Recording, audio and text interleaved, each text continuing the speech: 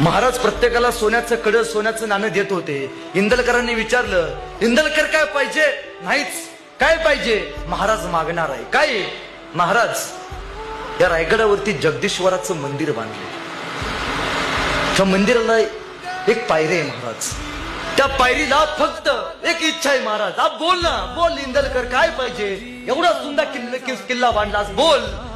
महाराज त्या पायरीला एक दगड लावायचा आहे महाराज, आणि त्या दगडावरती माझं नाव कोरायची अनुमती द्याल का हो महाराज? राजा म्हणला, अरे काय मागितलास? सोन्याचं घोडं, सोन्याचं नाणं, जमीन जुमला, बंगला नाही. मागून मागून काय? दगडावरती नाव कोरायची अनुमती. हा महाराज द्या की. का रे?